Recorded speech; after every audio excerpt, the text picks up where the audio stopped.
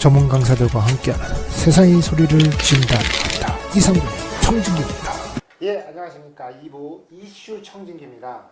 이쪽으로 이제 1부 때는 최준호 원장에 대해서 개인적으로 궁금해하셨다면 이제 여러분들이 이제 모두 공통적인 사항이 창의력과 기획력에 대한 어떤 전문가한테 뭔가 듣고 싶은 얘기도 많고 또 그런 거에 대한 부분들을 오늘 이슈 청진기에서 좀 다뤄보겠습니다. 그렇다면 첫 번째 가장 중요한 거는 사실 창의력과 기획력이 어떤 사람은 비슷하다고 얘기하기도 하고 차이점이 있을 수도 있는데 거기에 대해서 좀 말씀해 주시면 좋을 것 같아요. 일단은 기획을 먼저 말씀을 드리면 기획이 이제 제가 한문으로 풀어 보면은 이제 생각하는 바를 그리는 거예요. 그러니까 내가 무언가를 생각했다면 그 생각을 어떻게 현실화시킬 수 있을까가 기획이라고 보시면 됩니다. 그래서 만약에 책을 한 권을 낸다면 내가 어떤 식의 책을 써서 이걸 어떻게 디자인해서 어떻게 내놓고 어떻게 팔까? 이게 기획이죠. 그렇다면 이제 창의라고 한다면 이 부분 중에서 아이디어 행위에 가장 근접해 있다라고 보시면 돼요. 그러니까 아이디어 발상법, 아이디어를 발상하는 것이 다 창의입니다. 창의 창조가 되죠. 그러니까 저희가 또 창의와 창조도 근데 사실은 저희가 창의라고 부르는 아주 많은 것들이 창조죠. 그러니까 창의는 이제 뜻이거든요. 그러니까 생각에 많이 포커스 맞춘다고 하면 아이디어만으로 끝나면 안 되잖아요, 지금은. 그래서 크리에이티브라고 해서 이제 아이디어로만 안 끝나고 아이디어가 현실화되는 거거든요. 근데 그것이 이제 아이디어 발상된 것이 세상에 드러난다까지가 창의 창조 영역이라고 본다면 이것을 가지고 뭐 상품화시키던 혹은 제도화시키던 만들어가는 과정 전체를 담아서 가는 것이 기획이다. 그리고 이 기획에 이제 액션이 들어가게 되면 이 현실이 돼버리는 거죠. 그러니까 저희 같은 경우는 어떠한 이 프로젝트의 성공에 기획이 한 반 정도 봅니다. 50% 정도가 사실은 기획의 힘이다. 또 비율을 자꾸 체결하게 되는데 영화도 그렇잖아요. 영화의 완성도를 높이는 과정은 감독의 역량이고 배우들의 역량이 맞아요. 그런데 그 영화가 세상에 알려질 때 보면요, 그 한 줄, 이 한 줄의 이 홍보 그리고 제목, 어떻게 사람들에게 조금 더 섹시해 보이고 조금 더 강렬하게 느끼게 만든 이 제목, 이런 것들이 더 크게 어필하기도 하거든요. 그래서 이런 일련의 행위, 영화를 붙였다면 홍보법까지 포함한 미리 사전에 계획하는 것 전체가 기획이라고 보시면 됩니다. 그래서 이제 저희가 이제 기획 같은 경우는 처음에 이제 세 가지 요소를 봐요. 그래서 플랜, 두, C입니다. 근데 이 세 가지가 다 들어가야 돼요. 이 중에 플랜이 창의 창조 영역이죠. 근데 지금은 창의 창조도 실행 두가 없으면 안 돼요.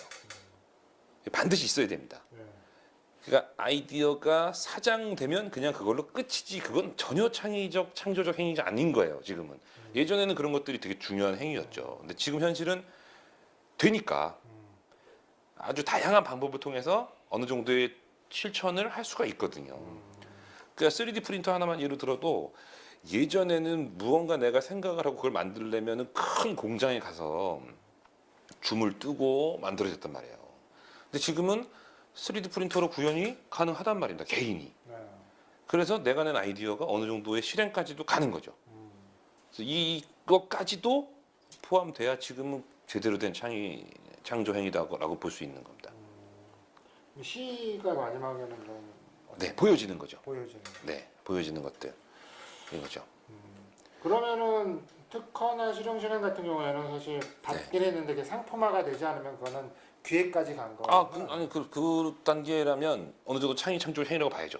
실용 신학가 냈으니까요. 그것까지는 사실 굉장히 어렵죠. 지금은 물론 이제 잘 돼 있고 여러 가지 방법들이 있으니까 개인이 하는 경우도 많습니다만 예전에는 큰 비용이 들어가기도 했고요. 또 그 과정을 잘 몰랐죠. 그러니까 거기까지만 가도 사실 대단한 겁니다. 그럼 판매가 이루어지지 않아도 기획을 했다고 보는 거예요? 그럼요. 판매는 완벽하게 행위잖아요. 그러니까 이 판매하는 방법까지 미리 생각을 하는 겁니다. 어떤 식으로 판매를 하겠다고 미리 계획을 세우는 거죠. 이게 다 기획입니다. 어떻게 판매할 건지, 어떻게 홍보할 건지, 까지도 다. 그러니까 시나리오를 보시면 돼요.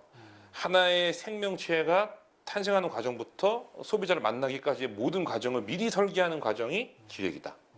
그래서 기획이 굉장히 중요하죠. 그러니까 모의 시뮬레이션을 하는 겁니다.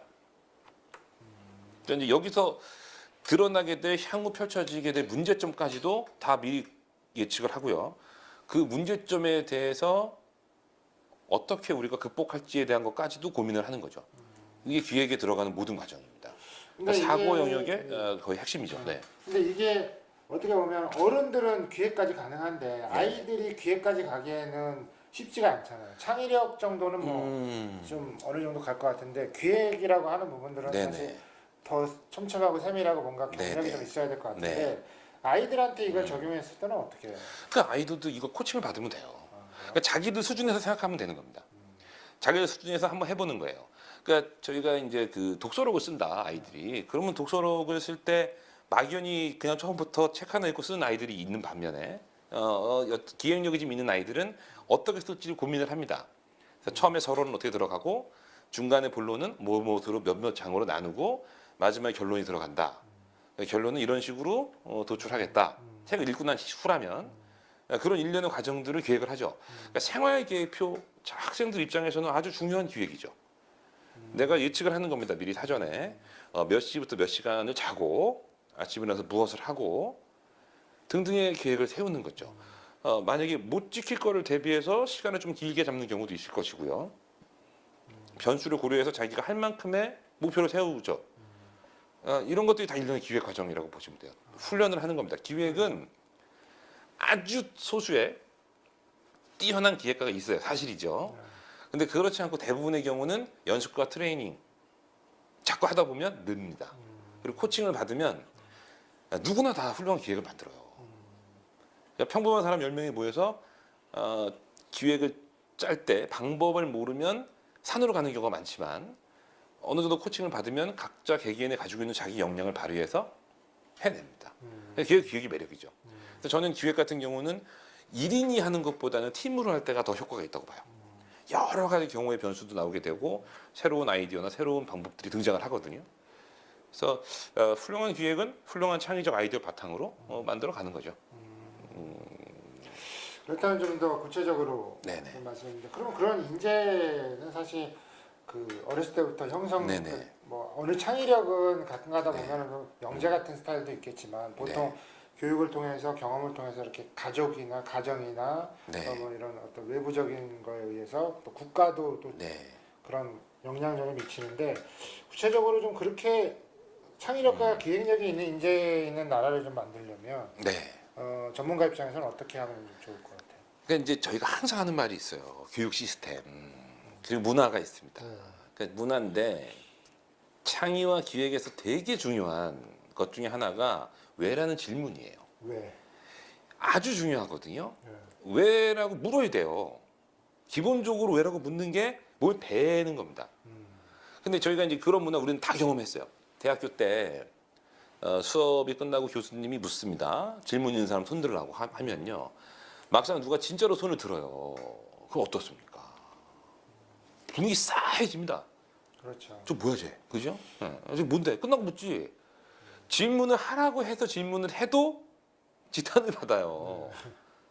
뭐 조직에서 회사에서 윗사람이 이야기를 하셨는데 내용을 설령 100% 이해하지 못했다고 해도 다들 모여있는 자리에서 되묻는 직원 거의 없습니다. 물러가고 나서 본인들끼리 같이 있던 사람들끼리 다시 자기들끼리 물어요. 아 이거 말씀하신 거 맞지? 이렇게 하자는 거지? 근데 이게 왜? 어렸을 때부터 이 질문을 하는 문화가 형성이 안 돼 있단 말이에요. 제가 이제 이 영국이 지금 교육 방식을 좀 바꿔가고 있다고 했죠. 영국이 교육 방식을 바꿔가는 정점에 있는 게 문답식 수업이에요. 아주 자유롭게 질문을 하고 그 질문에 대답을 하는 문화로 바꿔가고 있다는 겁니다. 이게 기존에 가장 잘했던 국가가 이스라엘이에요. 유대인은 두 가지를 합니다. 하나가 식탁에서 가족끼리, 그리고 학교에서 선생님과 질문에 굉장히 익숙해요. 묻는 겁니다. 모르면 학교 갔다 오면 엄마가 이렇게 물어보잖아요. 우리나라 같으면 질문이 그거죠. 오늘 학교에서 선생님한테 뭐 배웠어, 그죠? 자연스러운 질문인데 유태인 같은 경우는 오늘 학교에서 뭐 질문했어. 선생님한테 뭐 여쭤봤어. 이걸 혼자가 아니라 반 전체가 엄마들한테 그 대답을 해야 되니까 자연스럽게 아주 어린 나이부터 질문을 하기 시작한답니다. 그 질문을 들은 선생님은 한 명도 아니고 반 전체가 계속 질문을 해야 되니까 문답식 교육이 되죠. 유태인 아버지가 자녀랑 잘하는 게 뭐예요? 저희 탈무드 많이 들어보셨잖아요. 네. 잘하는 게 책 한 권 같이 읽고 느낀 점 만들어갈 이야기들을 같이 고민하고 하는 거예요. 얘들이 뭘 잘하냐면 똑같이 부모가 자녀랑 무엇을 보고 혹은 아빠가 책을 읽어주고 들려준 상태에서 거기에 대한 걸 일방적으로 주입 안 하고 나눈다는 겁니다. 대화를. 아이는 묻죠. 네. 아빠가 또 물어요. 애한테. 질문을 자연스럽게 합니다. 묻죠. 그러니까 이 문화가 우리한테 있어야 돼요. 일단 첫 번째 질문을 자유롭게 할 수 있어야 됩니다. 그 문화가 형성이 돼야 돼요. 저희 어렸을 때만 해도 이런 거 잘 못했어요. 분명한 겁니다. 부모 아버지한테 어떻게 질문 많이 합니까? 혹은 선생님한테 질문 많이 해요. 수업에 방해된다고 혼나죠. 너 때문에 오늘 나갈 진도 못 나갔다. 자, 다시 또 봐야 돼요. 그러면 나가야 될 진도가 너무 무리하지 않은가 하는 걸 봐야 돼요. 아이들이 예를 들면 2학년에서 배울 교과가 너무 많지 않은가. 네. 이 과정에서 애들이 충분히 질문하고 답하고 서로 묻고 토론할 수 있을 정도의 편안한 교과 편성이 돼야 된다는 겁니다. 이제 이렇게 수업이 너무 가야 될 진도가 많으니까 배워야 될 양이 너무 많으니까 선생님도 사실 고민이 많으세요. 제가 만나보면 할 게 너무 많답니다. 너무 많으니까 이거 다 하려면 방법이 없어요. 끌고 가야 돼요. 그러니까 저희가 이제 그 성인 교육에서는 어느 순간부터 체험식 교육이 상당히 많이 퍼졌습니다. 네. 직접 실습을 하고 직접 느끼지 않으면 교육생들이 교육을 잘 안 받아요. 근데 이제 성인이 됐단 말이에요. 근데 성인이 되면 지금이라도 바뀐 건 참 다행입니다만 일찌감치 이렇게 돼야 돼요. 일찌감치 질문하고 묻고 회사에서도 이거 해라고 지시를 받았을 때 상사가 조직에서 왜 해야 되는지를 구체적으로 설명을 해야 되고 혹은 부하 직원이 잘 못 알아들었으면 이게 왜 해야 되는지 납득을 스스로 찾아야 돼요. 납득할 방법을 묻든가 찾든가. 이 왜는 정말 중요한 겁니다. 왜? 왜라는 질문을 할 수 있어야 되고요. 해야 되고. 그리고 제가 그 다음으로 중요하게 보는 건 토론이에요. 토론. 대단히 중요합니다. 이 토론 문화가 있죠. 그러니까 저희가 이제 창의적인 조직을 보면 거의 한결 같다고 해도 과언이 아닐 정도로 회사 내에 격렬한 토론 문화가 있어요. 아주 독특하죠. 한국으로 보면 이상합니다. 이제 재밌는 게 미국이 보면 1년에 하루가 도서관에서 침묵의 날이라고 있어요. 사일런스 데이라고 해서 침묵의 날인데 이날만큼은 도서관에서 조용히 하자는 거예요. 우리나라 도서관을 상식적으로 보자고요. 이런 날이 왜 필요해요? 한국 도서관은 항상 조용하기 때문에 침묵의 날이 필요가 없어요. 우리는 그렇죠. 오히려 또 떠들면 이상한 거예요. 우리는 필요한 게 뭐야? 하루쯤 떠들자 떠드는 날이 필요한 거예요. 다르다는 겁니다. 걔네는 도서관에서 토론을 열심히 하니까 도서관이 단순히 혼자 공부하는 장소가 아니란 말이에요. 혼자 조용히 공부할 거면 집에서 하면 되잖아요. 왜 굳이 도서관 가서 해요? 그렇죠. 근데 우리는 그렇게 하고 있다는 겁니다. 이 두 가지 문화가 굉장히 중요한데 이건 개개인이 어떻게 해볼 수가 없어요. 가정의 사람은 혹시 모르겠습니다만 사회에서 이런 분위기가 팽배한 우리가 가정에서도 바꾸기가 쉽지가 않아요. 그러니까 이제 밥상머리 교육이라고 해서 굉장히 많은 부분에서 저희가 조명을 하고 있는데 부모 역할이 굉장히 중요해요. 일단 밥상머리 교육을 하려면 밥을 같이 먹어야 돼요. 근데 밥을 같이 먹을 수 있는 구조가 안 돼 있잖아요. 그렇죠. 정상적인 직장인이라면 저녁 시간에 집에 못 들어옵니다. 중학생만 돼도요. 학원 마치고 돌아오는 시간이 도저히 가족과 저녁을 먹을 수 있는 시간이 아니에요. 밥상머리 교육을 하고 싶어도 사회 구조가 그게 안 된다는 겁니다. 근데 우리는 이 구조 바뀌어야 돼요. 또 사회에서 그런 느낌, 예를 들면 직장에서 상사와 자유롭게 토론하던 아버지가 집에 와서 자녀가 토론을 요구한다고 해서 누르지 않는다는 거죠. 그건 뵀으니까. 근데 저희는 초등학교, 중학교, 고등학교, 대학교, 심지어 남자는 군대, 회사 들어갈 때까지도 이게 안 돼요. 질문하고 토론하는 문화가 한 번도 없어요. 경험을 못 해본 겁니다. 그러니까 TV에서 토론회 정도도 보면서 같이 경청하면서 뭐라고 하는 정도죠. 사실은 TV에 나오는 정치가들 토론도 막상 들어보면 본인 이야기만 하시죠. 다른 사람 말씀 안 들어요. 그렇죠. 그냥 근데 실질적으로는 이제 그게 국가적인 차원이나 가정의 네. 차원인데 교육적인 부분도 있는데 네네. 이제 뭐 가끔가다 얘기하면 일단은 말씀하신 대로 가정부터 일단은 네. 좀 변화가 돼야 된다고 하는데 말씀하신 대로 현실적으로 사실 뭐 워킹맘이라든가 네. 직장 다니는데 아이들하고 네, 네. 모이는 시간이 네. 쉽지 않잖아요. 않죠. 그래서 뭐 예. 어린이집이나 이런 데 보내면 서로 모이는 시간 밤늦게인데 애들은 네. 또 자야 되고 네네. 그러면 이제 만약에 하루에 개인적인 네. 전문가 입장에서 하루에 어느 때 딱 해야 좀 창의력이 많이 생기거나 좀 이렇게 대화가 좀 잘 되는 시간대가 있나? 밤이라든가 아니면 아침에 차라리 아, 그럼 아침은 일찍 쉽지 일어나요. 않겠죠. 이렇게 저희가 이제 뭐 이론적 바탕 이거까지는 제가 모르겠어요. 아침 시간에 더 창의력이 느는지에 대해서는. 근데 현실적으로 본다면 그나마 부모가 대화할 수 있는 시간이 밤이겠죠. 아, 저녁 때. 네. 그러니까 책을 읽어줄 때 아버지가 읽어준다 어린 자녀한테. 자, 언제쯤이 가장 쉬울까요? 밤밖에 없. 그렇죠. 잠잘 때 옆에서 머리맡에서 읽어주는 겁니다. 저희도 어렸을 때 그런 경험이 어렴풋이 있긴 하거든요. 책까지는 아니더라도 이야기나 옛날 이야기를 들려주셨어요. 부모님 혹은 어르신들, 할머니, 할아버지가. 그때 가장 좋은 게 이제 밤에 잠잘 때 누워서. 그럼 이제 아이들이 이때는 편안하게 질문을 해요. 그 질문도 하고 대답도 하고 같이 얘기도 하는 겁니다. 요때, 요 시간에. 그러니까 어린 자녀라면 이게 가장 합리적일 테고요. 좀 지나서는 이제 사실 얼굴 보는 시간이 너무 없어요. 근데 이제 얼굴을 보게 되는 주말에라도 이게 대화를 나누는 거죠. 그러니까 지금 우리가 지금 현재의 국가 시스템에서 물을 수 있는 게 많지가 않아요. 그렇지만 진로에 대한 질문 참 많이 하잖아요, 부모님들이. 그죠? 그렇죠. 그때 비전이나 꿈에 대해서는 자연스럽게 물을 수 있죠. 성적과 공부, 현재 네가 힘들어하는 공부 분야 이런 질문은 질문이 아닌 거예요. 그러니까 이제 제가 다시 이제 어느 또 돌아가는데 국가가 뭘 해줘야 되냐? 대학 입시 제도에서 현재 등수화되어 있잖아요. 네. 이 등수를 없애야 돼요. 등수를. 등수를.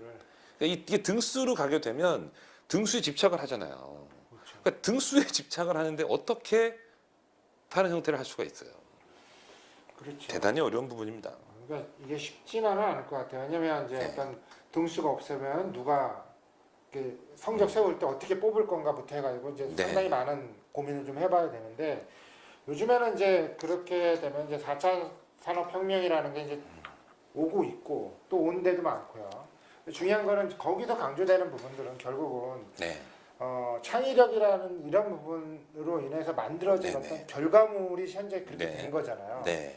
근데 그런 것들에 대한 부분들이 대비를 못하면 네. 실제로 말씀하신 대로 대비를 못하면 네. 결국은 아이들이 점점 가면서 기계화될 수밖에 없는 거거든요. 현재 제가 그렇죠. 봤을 때. 그죠? 현재.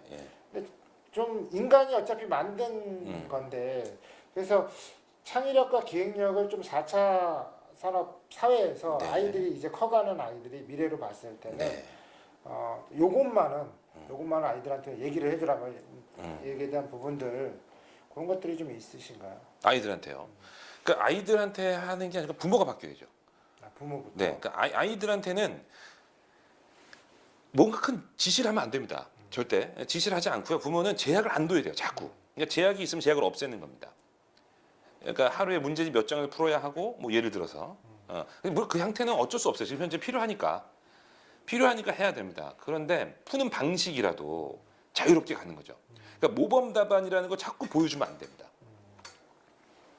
채점도 답이 맞으면 넘어가는 거예요. 저희는 예전에 이제 공식과 과정을 상당히 중요시하는 교육을 받았잖아요. 그렇죠. 지금은 결과가 하나라는 식의 교육은 안 돼요. 저희 많이 봤잖아요. 지금 저희들이 알고 있는 것 중에서 예를 들면 포스트잇 같은 경우 보세요. 이게 실패한 접착제거든요. 근데 이 실패한 접착제가 전혀 다른 형태로 가서 성공을 하지 않습니까? 제가 뭐 이태리 타월 같은 것도 예를 들어 드리면 이태리 타월 수건으로 만들었습니다만 좀 꺼끌꺼끌하게 나왔고 이걸 다른 용도로 보면서 성공하잖아요. 과거부터 있었던 일입니다. 과거부터. 그러니까 우리는 지금 이렇게 정답이 하나다라고 보면 안 되는 거예요. 영화를 만들었는데 주요 타겟에서 40대로 만들었는데 엉뚱하게 20대가 좋아하는 영화가 히트를 치는 경우도 있어요. 그런 건 우리가 봐야 됩니다. 그러니까 자꾸 제약을 두고 고정관념을 주면 안 돼요. 그러니까 부모부터 발상을 스위치하셔야 돼요. 자꾸 사고 이틀을 깨고 적어도 부모가 지금 해줄 수 있는 건 그겁니다. 부모가 해줄 수 있는 건 다양한 걸 보여줘야 되고 획일적인 답을 자꾸 찾아내지 않게 하고. 그러니까 저는 이제 이 학교에서도 이런 제약도 좀 없어져야 된다고 봐요. 독서록은 꼭 글자책 읽고 써야 되는 거 아니잖아요. 만화책 읽고도 쓸 수 있는 거고, 짧은 단편 우화집 보고도 쓸 수 있는 거고. 그러니까 다양하게 지금 정해주는 틀을 자꾸 깨야 됩니다. 집에서 밖에서 자꾸 깨야 돼요. 그러니까 지금의 학업 평가에서 많은 부분들이 좀 바뀌어야 된다는 거죠. 뭐 너무 당연한 겁니다. 지금 알파고 보셨잖아요. 네. 이제는 우리가 이제 기업과 데이터로는 그렇죠. 방법이 없어요. 이길 수가 없는 겁니다. 미래의 직업이 굉장히 많이 줄어들 거예요. 특히 이런 식의 데이터나 이 숙련도를 요하는 직업들, 암기력을 요하는 직업들 굉장히 많이 줄 겁니다. 현재 사람이 할 수 있는 것 있지 않습니까? 그렇죠. 감정 부분. 지금 이제 감정 부분도 일정 부분 건드리고 있어요. 이 독일에서 재밌게도 그 로봇 신부가 등장했어요. 그러니까 카톨릭의 신부의 역할, 고해성사를 들어주는 역할을 로봇가 합니다. 물론 사람이 이걸 어느 정도까지만 하지 이게 다 받아들이진 않을 거예요. 그렇죠. 근데 이제 감정적인 부분에서는 인간 역할이 당연히 더 중요해질 거고요. 그렇지 않은 이런 기타적인 부분들, 뭐 데이터 지식, 암기, 뭐 공식, 이제는 이거는 아닙니다. 지금 우리 시대에서 밑에 시대는요, 많은 면에서 바뀌어야 돼요. 많은 면에서. 더군다나 1인 시대잖아요. 가족도 줄어들고 예전처럼 많은 뭐 코칭이나 방향타를 잡아주는 숫자도 좀 줍니다. 자기 스스로 좀 판단도 해야 돼요. 그러니까 창의력이 굉장히 중요한 부분 중에 하나가 스스로 판단하고 스스로 뭔가 하는 겁니다. 공부로만 치면은 잘 받아서 흡수하는 아이보다, 시키는 대로 잘하는 아이보다 자기 주도적 학습의 아이가 더 성공률이 높다고 하잖아요. 자기 주도적 학습을 하는 아이들을 공부 쪽에서는 창의적인 아이들이라고 볼 수 있는 거죠. 자기가 중심이 되는 겁니다. 제가 아까 전에 저희 시대의 뭐 주관적인 아이, 자기중심적 아이, 이게 지금으로 보면 창의적인 요건 중에 하나 갖춘 아이인 거거든요. 고집 센 아이랑은 좀 틀리겠죠. 근데 어쨌든 그런 부분들로 보여지는 겁니다. 시적으로 저는 이제 놀이 쪽에 4차 산업혁명이 창의적에 네네네. 많이 네네. 연결 예. 짓고 있는데 네. 놀이도 실적으로 따지면 놀이 방법이 있잖아요. 그렇죠. 항상 뭐 뒤에 보면 매뉴얼 저는 줘버리고. 그러니까 매뉴얼이라는 거를 네. 저도 많이 깨려고 노력하는데 그렇죠. 그런 부분은 어때요? 그러니까 말씀하신 거하고 좀 상통하나요? 뭐 기준이 사실 어떻게 보면 그냥 놀아라. 네네, 어떻게 맞습니다. 될지 모르는 상태에서는 네. 매뉴얼을 보게 되잖아요. 부모들도 그렇죠. 뭐 네. 이렇게 놀아야 된다. 네네네. 근데 그런 부분도 깨라는 얘기죠. 그럼요. 저희가 이제 전통적인 독일의 인기 장난감 교구가 있어요. 보면 이제 가베라고. 네. 보면 이제 가베 물론 매뉴얼이 있어요. 네. 그걸 가지고 이제 뭐 가르치는 경우도 있긴 합니다만 특징이 어떤 형태로 갖고 놀아도 놀이가 된다는 거예요.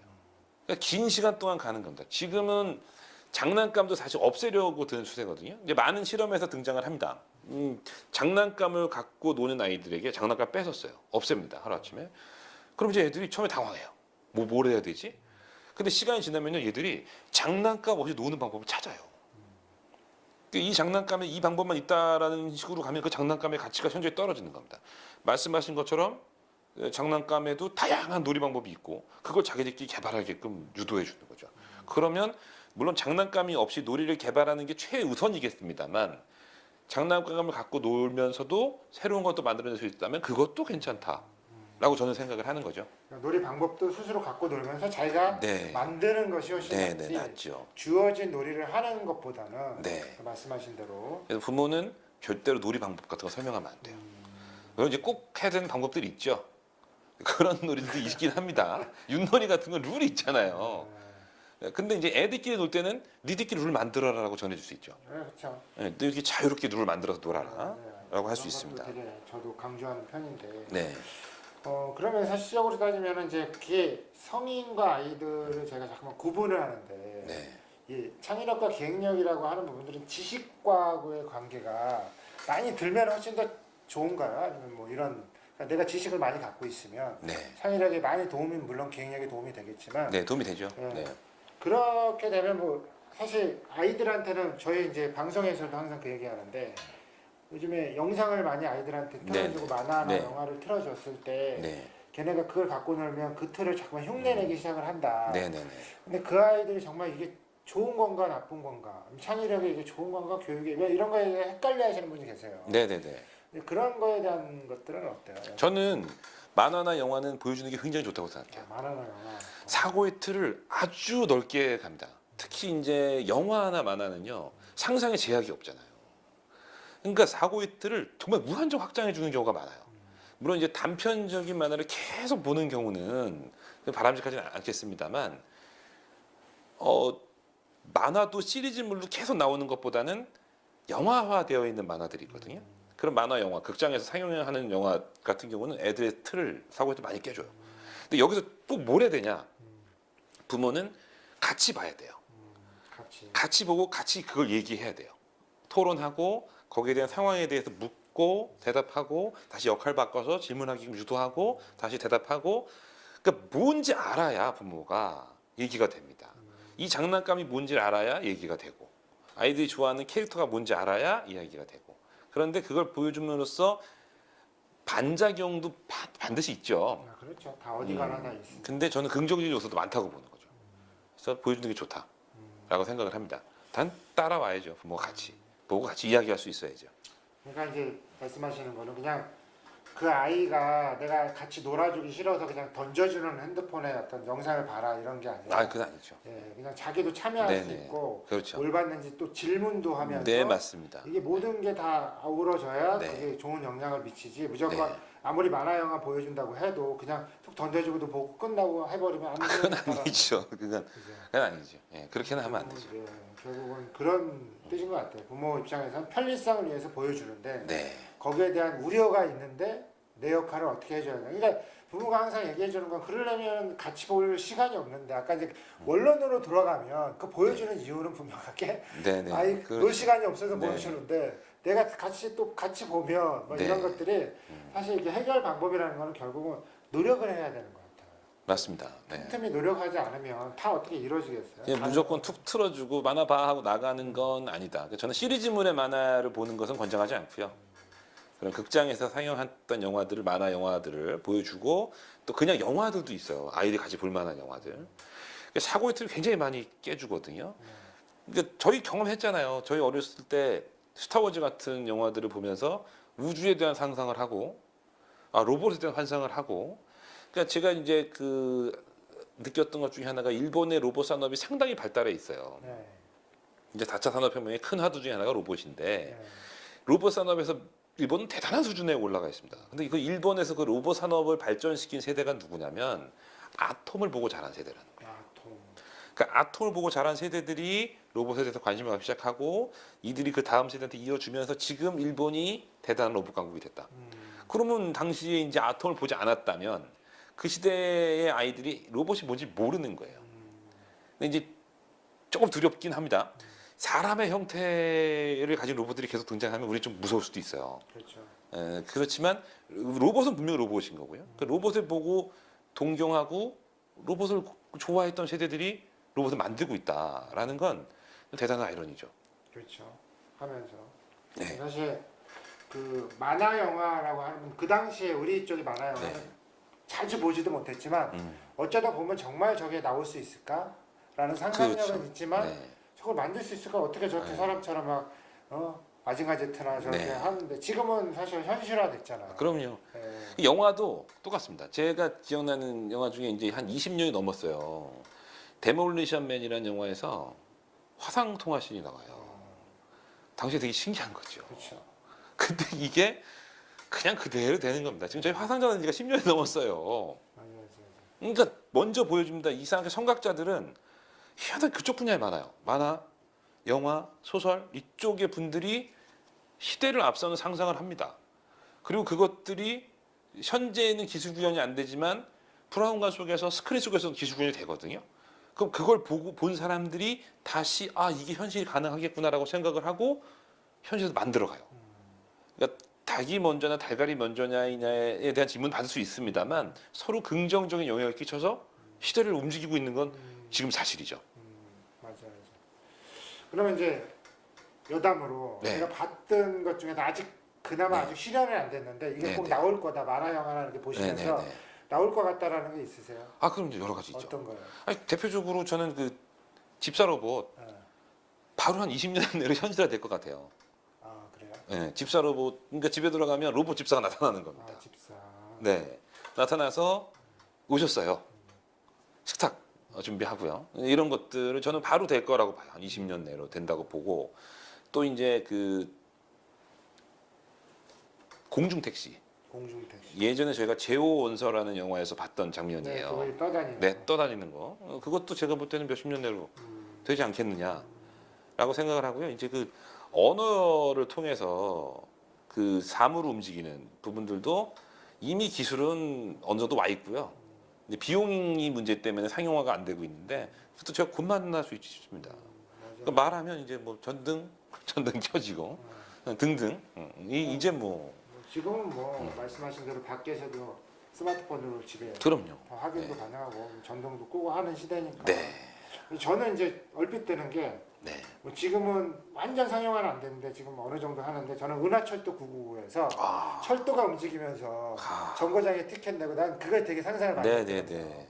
근데 지금 어떻게 보면 뭐 제가 기사를 보니까 정말 돈이 많이 드는데 그래도 우주 가는 여행이 있습니다. 있더라고 네, 하더라고요. 네, 이제 그런 거를 상용화 시켜버리고 이제 네. 이렇게 어떤 정거장 나는 금성에 들리고 뭐 이렇게 그런 것들에 대한 상상이 있었어요. 네. 근데 이제 돈만 좀 적게 들면 한번 가보고 싶은 게 제가 그러니까 이제 결국 이제 발전의 단계를 보면 필요한 것부터 돼요. 그러니까 불편함을 느꼈던 것부터 해결이 되거든요. 그렇죠. 그거부터 그래서 일단 그렇게 되고 그 다음에 또 다른 축은 돈 되는 쪽에서 돼요. 맞아요. 그게 금전적으로 이익을 얻을 수 있는 분야. 그러니까 하나는 불편함을 해결하는 분야, 하나는 이익이 되는 분야. 이게 거의 같은 속도로 대단한 발전을 합니다. 그러니까 저희가 이제 사물 인터넷을 보면서 사물 인터넷이 먼저 나온 이유가 뭘까? 사물 인터넷을 통해서 편리함이 올 수 있다는 거죠. 그러니까 그게 먼저 되는 겁니다. 그렇죠. 기술 분야는 지금 거의 다 와 있는 것 같아요. 그러니까 이제는 이제 누가 더 빠르게 연결해 주느냐, 누가 더 융합을 잘 하냐. 근데 여기가 결국 이제 필요한 게 생각이라는 겁니다. 창의력이라는 거죠. 여기에 필요하다는 겁니다. 맞아. 그럼으로써 간다는 거죠. 우리 세대 이미 봤잖아요. 스마트폰 얼마나 빠른 속도로 보급이 됩니까? 그렇죠. 요즘에는 뭐 이 속에 다 들어가 버리잖아요. 맞아요. 다 융합이죠. 다 들어가 버리죠. 이런 것들이 이렇게 하는데 우리가 인재상부터 좀 바뀌어야 되고요. 학교에서 이 아이들을 등수 세울 때의 기준도 바뀌어야 되고요. 가능하면 등수도 없었으면 좋겠고요. 대학교 갈 때까지 등수 없었으면 좋겠어요. 등수 없이 그러니까 원래 제가 볼 때 대학 자율화의 목적 중에 그런 게 있었을 겁니다. 대학에 맞는 인재를 뽑는다. 근데 지금은 대학조차 서열화가 되어 있는데 이건 안 바뀌고 힘들죠. 근데 이 대학 서열화의 기준 중에 하나가 과거의 최고 명문대를 제외한 나머지 대학들은요 취업률이에요.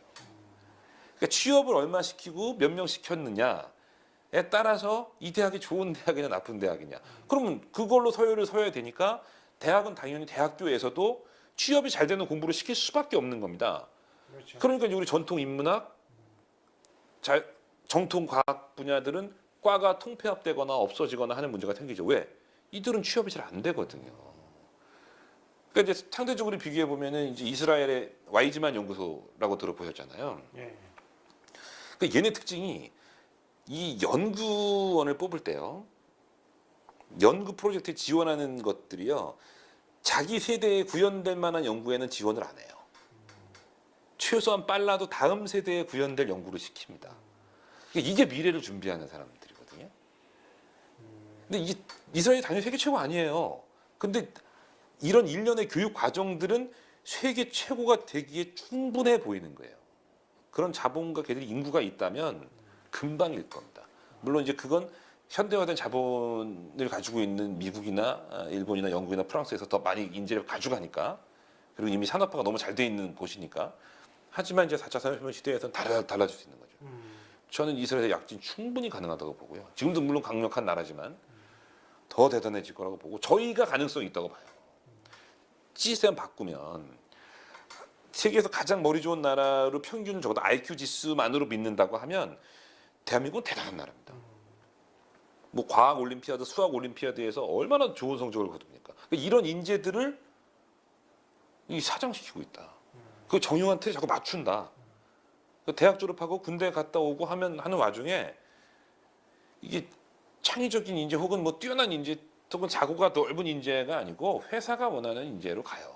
조직이 말 잘 듣는 사람, 튀절이 안 튀고 이런 사람으로 가요. 그게 요구합니다 사회가. 그게 흘러가고요. 이런 것들이 좀 아쉽죠. 예전에 그 일본 전산 들어보셨죠? 일본 전산 보면 그 당시에 이 첫 번째 일본 전산 시작될 때 직원들 뽑은 거 보면 뭐 밥 빨리 먹기 대회해서 뽑고요. 화장실 청소 잘하게 해서 뽑고요. 처음엔 다 비웃었죠. 근데 나중에 일본 전선이 크고 나서 회장이 이런 말 하잖아요. 아니, 그 사람들, 그 이상한 사람도 어떻게 됐어요? 지금 우리 회사에 만드는 사람들이 그 사람들이다. 독특한 시각에서 바라본 사람들, 그 각자들이 역할을 한 겁니다. 이게 개개인으로 튀면 끝인데 이들이 모여서 하나의 이 팀을 이루게 되면 굉장히 시너지를 만들어내는 거죠. 그걸 보여주는 거죠. 저희가 이제 그런 걸 원하는 겁니다. 맞습니다. 기본적으로 이제 사회적인 이슈라든가 이런 부분에서도 저도 그렇게 생각하는데요. 네. 국가에서 이런 창의적이고 기획력이 있는 사람을 붙들어 놓을 수 있는 걸 못 해놓으면 이 사람들이 네. 외국에 다 요즘엔 인력을 다 빼가잖아. 그렇죠. 네. 그럼 누가 손해냐 결국은. 그래서 결국은 인력도 이제 앞으로 사람이 로봇 시대지만 사람이 그걸 만들 수 있는데 그 만들 수 있는 인재조차도 뺏겨버리면 네네. 국가에서 그것마저 못 지키면 되게 네. 앞으로의 시대가 좀 암울하지 않을까 이런 생각이 좀 들어요. 그러니까 제가 사례로도 많이 보잖아요. 보면 픽사라는 대단한 회사가 있었죠. 잡스가 이제 애플 나와서 만들었던 애니메이션 회사입니다. 지금 디즈니는 합병을 했어요. 근데 픽사의 성공 과정이 저희는 이제 그건 많이 봤을 테니까 중요한 건 픽사에 한국 직원이 많다는 거예요. 그 애니메이션들을 만드는데 참여한 한국인이 많은데 한국은 그런 회사가 없으니까 그 인재들이 한국에서는 안 해요. 그 일본에서도 뭐 미야자키 하야오 감독 미치나 이번에 너의 이름은이라는 아주 큰 영화가 있었죠. 미코토 감독의 그 영화들에 참여한 한국인이 꽤 많아요. 그런데 그 인재들이 한국에서는 활약을 못 한다는 거예요. 그렇죠. 우리가 그런 회사를 좀 가졌으면 하게 궁극적인 목표죠. 그런 회사들을 자꾸 만들어내고 그런 회사들이 그런 인재들을 끌어쓰고 하면 저절로 국가가 가죠. 지금 정부가 생각하는 것도 이런 방향일 거예요. 우리가 정부가 많은 것들 제약을 좀 줄이고 정부가 이런 4차 산업혁명 시대에 그런 인재들을 자꾸 키우고 그런 회사들을 끌고 가서 그 인재를 흡수해내면 근데 지금은 이 모든 게 다 엉켜 있는 겁니다. 일단 그런 회사 자체가 잘 안 보이죠. 저희 눈에. 맞아요. 저희 눈에 그래서 잘 안 보입니다. 강소기업을 만들겠다고 생각을 하죠. 정부는. 잘 보고 있는 겁니다. 필요하죠. 사회적으로 대단히 필요한 부분이에요. 근데 강소기업이 버티기도 일단 힘들고요. 하청의 하청 정도로는 쉽지 않은 구조죠. 거기다가 인재들을 지킬 이 방법도 없어요. 회사가, 조직이. 그래서 저희는 특출난 기술을 보유한 몇몇 중소기업을 제외하고는 강소기업이 되기 힘든 시스템을 갖고 있죠. 그러니까 창의적인 기업이 기업 활동하기가 힘들어요. 제도적인 부분도 그렇고 특히 이 한국은 자원이 없는 나라일수록 사람을 되게 많이 네. 활용을 해야 하는 제도가 많이 필요한데 쉽지가 않은 것 같아요. 대단히 아쉽죠. 네. 그러면 이제 본인이 이제 이렇게 창의력과 기획력을 쭉 가르치시면서 네. 내가 이제 목적 있잖아요. 네네네. 뭐 나름대로 강의를 하면서 네. 나 이런 사람이 이 교육을 받고 이렇게 좀 변했으면 좋겠다. 아주 상식적인 얘기지만 그래도 나름대로의 또 정리를 좀 하시면. 그러니까 제가 가장 그 원하는 목표는 이제 문화를 바꾸는 겁니다. 문화. 그래서 문화를 바꾸기 위한 교육을 많이 하고 있고요. 제가 그런 경험을 몇 번 했죠. 제가 이제 한때 제주도 공무원분들과 함께 혁신 경진 대회도 제가 2년 동안 같이 저랑 교육 받으신 분들이 저랑 같이 연구해서 낸 과제물로 대회에 참가를 해서 저랑 같이 했던 팀이 혁신 경진대회 전체에서 대상, 금상, 은상, 장려상을 휩쓸었던 적도 있어요. 그 개개인 분들이 다들 뛰어난 기획력과 뛰어난 창의력을 가진 분들은 아니었어요. 그냥 일반 분들입니다. 그런데 저와 같이 진행을 하는 과정에서 본인들이 적어도 교육 시간만큼은 자유로운 문화 속에서 진행을 했거든요. 실내와 다르죠. 직전과 다릅니다. 네. 그 속에서는 자기들의 역량이 나와요. 기본적으로 제가 그 교육을 진행하면서 저희 교육생 중에 도저히 이분은 머리가 나빠서 대화하기 힘들다고 느꼈던 분은 아직까지 한 명도 없어요. 기본적으로 이해도 내는 아이디어의 수준, 엄청납니다. 기본적으로 정말 이분들이 여기 있을 사람이 아니라고 느낄 정도의 인재들이 막 튀어나와요. 제가 이제 그 카피 같은 교육을 할 때도 보면 그 시간을 한 15분 들이는데 광고 카피를 다 만들어내요. 그런 분들입니다. 그런 분들이 평범한 직장인 하고 있고 평범한 공무원 하고 계세요. 물론 이 두 직장이 다 좋은 직장이고 공무원이라는 게 대단한 직업입니다만 더 많은 능력을 숨기고 혹은 인지 못하고 사신다는 거죠. 근데 그게 문화가 된다면 피울 수 있거든요. 그러니까 이제 제가 좋아하는 회사 중에 이제 미라이 공업이 있어요, 일본에. 저희 언론에서 꽤 많이 소개된 회사입니다. 근데 얘네들 같은 경우는 이 회사는 저희들한테 알려질 때는 복지로 많이 알려져 있었어요. 이 부분을 많이 포커스 받았습니다. 대략 1년이면 140일 정도를 쉬어요. 와, 좋겠다. 정년이 이제 70세쯤 됩니다. 그리고 매년 인센티브가 발생하는 회사예요. 전원이 정규직입니다. 대단한 회사예요. 자, 이것만 해도 꿈 같은 직장입니다. 그렇죠. 자, 그런데 이 내면에 있는 게 뭐냐면 이 회사는요, 한 18,000개 제품을 자기들이 만들었어요. 근데 90%가 직원들이 낸 아이디어, 낸 기획으로 만들어진 제품이에요. 그 외부에 나가는 로열티가 거의 없어요. 또 회사가 추구하는 우리는 무엇이든지 만들어낸다는 모토에도 딱 맞는 거예요. 워낙 많은 제품들이 나왔어요. 그걸 개발하고 처음에 내놓고 다시 보완하고 또 새롭게 변화를 주고 한 게 모두 직원들의 아이디어예요. 어떻게 이게 가능합니까? 많이 쉰다고 되는 게 아니에요. 그런데 아이디어를 내려면 쉬어야만 해요. 매일같이 야근하면서 좋은 아이디어를 낸다? 거의 불가능합니다. 그러니까 머리도 쉬어야 돌아요. 뭐 인간은 뭐 뇌를 90 몇 프로를 활용하지 못하고 단 몇 프로 활용한다는 건데 전 그렇게 믿지 않아요. 사람 대부분 많은 생각을 하고 많은 고민하면 지칩니다. 그 지친 상태에선 더 많은 생각을 못 합니다. 휴식은 충분히 좋고 또 하나는 직원들이 아이디어를 냈을 때 이 아이디어가 그냥 묻히지 않는다는 확신을 준 겁니다. 매달 자기들이 낸 아이디어를 모아놓은 함을 가지고요. 공개를 하고 이걸 가지고 1등, 2등, 3등의 상을 줘요. 상은 아주 보잘것없습니다. 도서상품권 정도의 수준을 주지만 이 받는 분들 입장에서는 내 아이디어가 회사에서도 고민해주고 알아주고 인정해주는구나. 그리고 제품이 되는 거 봤잖아요. 그러니까 기분 좋게 생각들을 내는 겁니다. 가도 고민들을. 이게 이 회사의 힘이거든요. 그러니까 우리는 이런 문화를 가진 회사들을 가져야 된다는 겁니다. 아주 중요한 부분이고요. 이 고정관념을 벗어나야지 않으면 할 수가 없어요.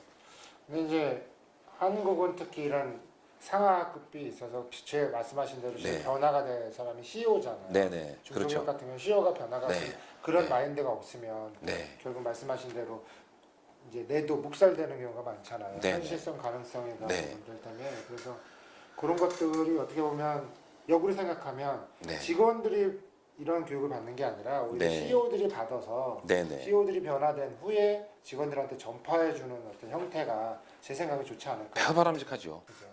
그렇게 꼭 돼야 됩니다. 그래야 될 것 같아요. 또 한국이 그렇지 않으면 말씀하신 대로 네. 직원들이 아이디어 냈으면 네. 거기에 대한 또 보상도 있어야 되고 이런 부분들이 그렇죠. 다 네네. 위에서 다 네. 생각을 해줘야지만 또 음. 내지 뭐 무조건 낸다고 내지 않아요. 그렇습니다. 그 문화를 만들어가는 거는 직원도 있지만 임원 이상의 분들이 더 큰 역할을 하거든요. 훨씬 크죠. 특히 이런 약간 아무리 한국에서라도 이렇게 이제 산업사회 해도 인식상 아직도 보수적인 성향이 좀 많은 것 같아요. 제가 봤을 때는 네. 상하 간의 어떤 명령 체제나 이런 것들이 너무 많다 보니까 그런 자유로운 창의력에 대한 부분들이 조금씩 이렇게 묵살되는 거가 많으니까 말씀하신 대로 일단은 문화를 좀 바꾸자. 네. 그런 것이 변화됐으면 좋겠다. 참 아이러니한데요. 그러니까 이제 창의적인 리더 밑에서 창의적인 직원이 나오는 경우보다요. 겸손한 리더 밑에서 창의적인 직원들이 많이 나오는 경우가 훨씬 많아요. 겸손한 리더. 네. 그러니까 겸손의 특징은 잘 듣고 구글의 에릭 슈미슈도 그렇거든요. 혁신을 기대한다면 제일 중요한 게 경청이다라고 얘기를 해요. 근데 이제 저희가 잡스를 당장 봐도 알잖아요. 뭐 그 사람이 천재라는 걸 모르는 사람이 있나요? 근데 애플 초창기에 잡스가 이끌어 갔을 때 잡스 밑에 그렇게 대단한 아이디어를 내는 사람 없었어요, 별로. 이제 물러나고 픽사를 가니까 픽사라는 조직에서는 잡스가 거의 경영에 관여를 안 하거든요. 그 전에 잡스는 아주 따지기 좋아하고 질문 많이 하던 사람인데 어느 정도의 그 경청을 즐깁니다. 그리고 사실 약간 방관도 해요. 근데 시스템을 갖춰주죠. 내 밑바닥 사람도 아이디어만 내면 태스크포스 팀장이 되게끔 시스템을 완벽하게 바꿉니다. 이전에 잡스랑 전혀 다른 사람이 등장을 하죠. 그래서 픽사가 그 엄청난 영화들을 만들어냅니다. 픽사가 나중에 디즈니 합병 전까지 외부에서 아이디어를 사온 게 한 편도 없어요. 다 자기 직원들이 낸 아이디어로 영화를 만듭니다. 그리고 다시 이 잡스가 애플에 복귀했을 때는 그 픽사에 쌓은 경험을 가지고 애플에 들어간 거죠.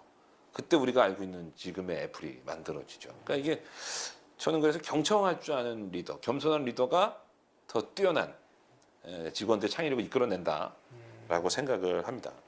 좋습니다. 시간이 네. 돼서 마지막으로 이제 이런 보통 이제 뭐 창의력 강사도 네. 있죠. 또 기획력 강사가 이렇게 떨어져 있지만 네. 또 이제 나는 정말 창의력은 있는데 창의력 강사가 되고 싶거나 네네. 기획력은 내가 있는 것 같은데 기획력 이제 이런 직업적으로 갈 때 네. 뭔가 공부를 이렇게 해서 책을 네. 보거나 이런 것들에 대한 설명을 간단하게. 일단 본인이 이제 거기에 재능이 있다고 믿으시고 관심이 많으시다면 일단 관심이 제일 중요하겠죠. 이게 저희 쪽은 전공이 크게 중요한 것 같진 않아요. 전공은 중요하지 않고. 네, 도움은 되겠습니다만, 근데 다신다면 일단 관련 서적을 많이 읽으셔야겠죠. 이쪽 분야가 정말 되게 빨리빨리 순환되는 분야입니다. 그래서 상당히 많은 새로운 지식이 필요하고요. 뭐 다른 분야들 중에서는 때로는 초반에 잘 만들어낸 지식과 실력으로 긴 시간을 활용하시는 경우도 있습니다만 저희 쪽은 계속 새로운 트렌드가 계속 들어와요. 그러니까 새로운 정보가 매우 필요하고 그래서 기법도 여기서도 저희가 고정관념이 필요 없다는 게 예전 몇십 년 전에 유행하다가 사라진 기법이 지금 다시 부활해서 적용되는 경우도 있고요. 20년 동안 꾸준히 적용하는 기법도 있고요. 새롭게 트렌드화돼서 나오는 기법도 있어요. 그러니까 일단 고정관념 버려야 돼요. 옛날에 나온 책이라고 해서 완전 평범한 것도 아닙니다. 그걸 베이스로 하면서 지금에 새롭게 나오는 것들과 비교를 하셔야 돼요. 그러니까 결국 다독이 굉장히 중요합니다. 다른 분야의 강사님들에게도 다독은 매우 필수겠습니다만 저희 분야 특히 다독이 중요하고요. 또 하나는 이 관련 강사님들이 강의를 듣는 것도 큰 도움이 되실 거예요. 그 강의가 또 나한테 되게 힘이 많이 되는 분야가 또 저희 분야이기도 합니다. 평소에 좀 즐겨야 돼요. 그러니까 뭐 다큐멘터리를 본다거나 새로운 정보를 들으신다거나 책을 보시는 게 이 직업처럼 하면 귀찮고 안 되거든요. 이게 지금 막 이렇게 쏟아져 나오는데 이걸 받아들이셔야 되고요. 뭐 다독과 제가 이런 걸 표현해 드립니다만 필요 없는 정보는 걸르는 것도 굉장히 중요한 게 또 됩니다. 이런 것들을 갖추시고 이런 과정들이 있어요. 그러면 이제 그런 또 과정들을 통해서 어느 정도 또 수료를 하시는 것도 또 방법이 되겠죠. 그러면 자신이 붙으실 겁니다. 어차피 이제 강사라는 직업을 하시려면 여기 이제 스피치도 돼야 되고 네. 지식을 어떻게 전달해주는 이런 스킬적인 부분도 있지만 그보다 더 중요한 것은 내가 먼저 알기 위해서는 공부를 해야 된다. 네. 그 중에 하나가 이제 많이 책을 읽고 두 번째는 그에 관련된 전문가들하고 뭐 대화를 한다거나 아니면 강의를 듣는 것이 우선순위다라고. 네. 그리고 또 하나 더 방법 말씀드리면 그래도 저희 분야는 지금 팀 티칭이 좀 많은 분야예요. 그러니까 팀이 많은 분야니까 그런 팀으로서 또 활동을 하시면서 자기 것을 같이 하시거나 그러니까 팀 티칭을 하시다 보면 또 다른 분들을 지도하고 컨설팅하는 기회가 생깁니다. 네. 근데 그럴 때 다른 분들을 지도하고 컨설팅 할 때 또 코칭 할 때 실력이 들어요. 팀 코칭. 네네. 그러면서 그러니까 제가 어떤 분의 기획서를 같이 보고 그분과 함께 고민하고 그분과 함께 제가 지도하고 코칭하는 과정 저도 실력이 늘어난다는 거죠. 그러니까 요새는 제가 이제 창업 교육도 많이 들어가는데 그런 창업 교육에 대해서 창업 제안서를 쓰시거나 기획을 하시는 분들, 기획서 쓰시는 분들과 함께 제가 고민하면서 저도 늘어가요 실력이. 새로운 트렌드도 보이고. 그러니까 같이 성장하는 분야인 것 같아요. 참 교육과 같이 성장하는 분야인 것 것이 같아요. 남을 이렇게 네. 같이 참여하거나 가르치는 것이 네. 결국 자기한테 상당히 도움이 된다라고 네. 말씀하셨습니다. 이제 일부 셀프 청진기하고 네네. 이슈 청진기를 했습니다. 네. 느낌이나 이런 것들 마지막으로 말씀해 주시면 좋을 것 같아요. 아주 편안했어요 2부 때. 예. 그 2부 때는 제가 말을 많이 하게 돼서 뭐 미리 말씀을 하시긴 했습니다만 괜히 또 혼자 열을 올린 것이 아닌가라는 아쉬움은 있습니다만 그래도 이런 이야기들을 좀 많이 저희들이 해야 되지 않는가라고 생각을 해요. 그러니까 계속 외쳐야 구조가 좀 바뀌고 사회에서 바라보는 이 지향성이 좀 바뀌고 지금의 교육 시스템이 좀 바뀔 것 같아요. 계속해서 저 같은 사람들이 외쳐야 될 것 같습니다. 그러다 보면 어느 순간 저희들이 정말 등수로만 사람 뽑는 거, 대학 어디 나왔는 것만 갖고 사람 뽑는 게 아니고 그 사람의 내면도 좀 보게 되고요. 이 독특한 발상도 좀 보게 되는 문화로 바뀔 수 있지 않을까 싶습니다. 그래서 작은 외침인데 이런 기회 주셔서 감사하고 또 이것들이 우리 사회 좀 더 바꾸는 저도 하나의 미랄이 좀 될 수 있었으면 하고 바랍니다. 아주 좋은 시간이었어요. 감사합니다. 저도 뭐 사실 이제 이렇게 게스트분들 전문가들을 하면서 저도 말씀하신 대로 이렇게 방송을 제가 이제 기획하고 하면서 저도 다양한 분야의 강사님들을 들어보면 저도 공부가 이제 자연적으로 되는 것 같고요. 그리고 말씀하신 대로 이제 강사들은 예전처럼 딱 거기 강의장이 딱 끝나면은 내 강의 다 전달해서 그 사람만 변하면 된다라는 생각보다 이렇게 매체가 있잖아요. 1인 미디어 매체가 중요한 거는. 네. 그거를 1인 매체에다 올려놓으면 볼 사람은 그 중에 한 명이라도 보면 네네. 좀 더 많이 확산되기 때문에 여러분들이 생각하는 그런 것들을 좀 이렇게 방송이나 또 이렇게 여러 가지 이렇게 나누는 문화가 좀 있었으면 하는 바람에서 저도 방송에서 이렇게 다루는 거고요. 좀 더 깊게 하시려면 최준호 원장님한테 이제 나중에 이제 뭐 영상이 나오게 되면 검색을 하면 나오죠. 어디 네네. 검색하면 나오죠?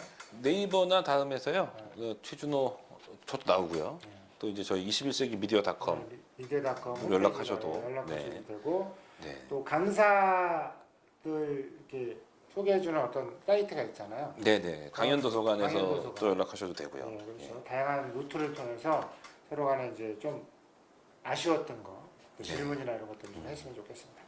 예, 1, 2부 이렇게 같이 해주셔서 감사드리고요. 네. 다음에 또 뵙겠습니다. 아이고 네, 고맙습니다. 네. 예, 감사합니다.